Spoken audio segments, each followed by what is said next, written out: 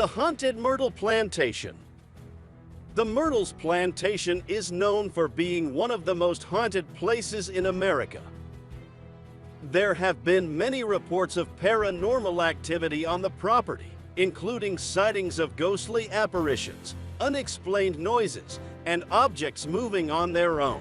The Myrtle Plantation is over 100 miles from the lively streets of New Orleans, but it's so full of ghosts that it might as well be in the heart of the French Quarter.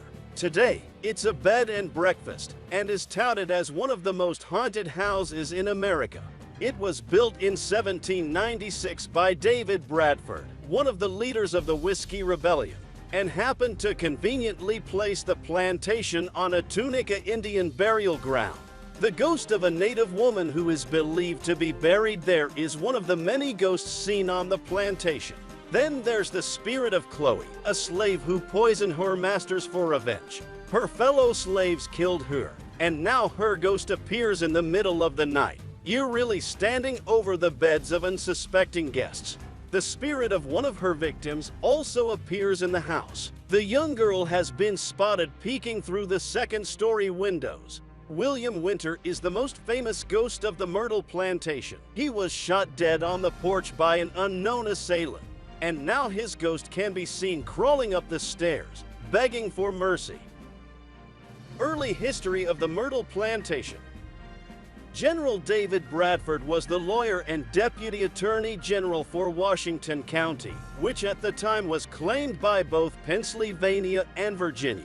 He had become a prominent figure in the Whiskey Rebellion, primarily a protest against the high taxes on whiskey. The fiasco was one of the first tests of the power of the newly formed American government, and so George Washington sent troops to arrest the leaders of the rebellion.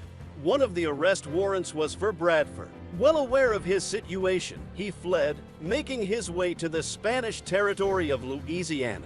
He built a home and plantation, then called Laurel Grove, where he lived alone for several years. He was eventually pardoned by President John Adams, then sent for his family to move on to the plantation. Bradford died in 1808, and his wife Elizabeth took over the plantation.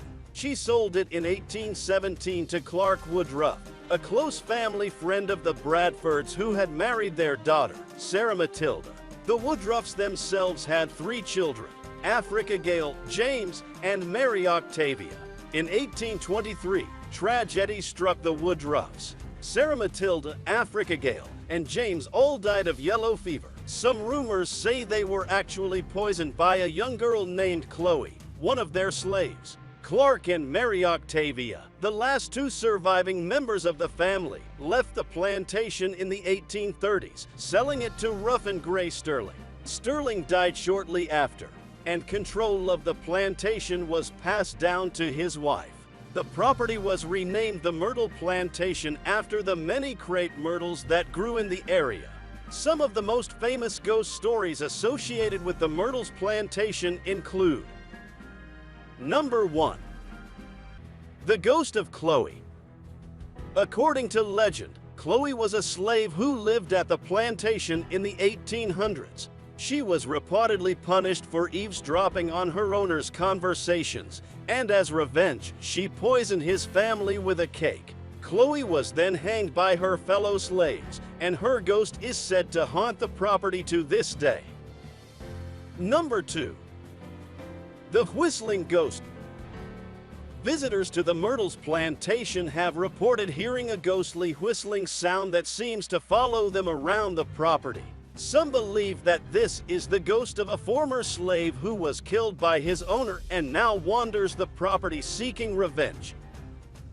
Number 3. The handprint on the mirror. In one of the rooms of the main house, there is a mirror that is said to bear the handprint of a former slave girl. According to legend, the girl was forced to polish the mirror until it was spotless, but was so tired and frustrated that she left her handprint on the glass before collapsing. Despite the many ghost stories associated with the Myrtles Plantation, some people believe that they are just that, stories. Skeptics point out that many of the stories have been embellished over the years, and that there is little actual evidence to support the claims of paranormal activity on the property. Nevertheless, the Myrtles Plantation remains a popular destination for ghost hunters and paranormal enthusiasts, and continues to attract visitors from all over the world. Thanks for watching, and please click on the subscribe button if you liked this video and turn on the notification so you don't miss out on our next video.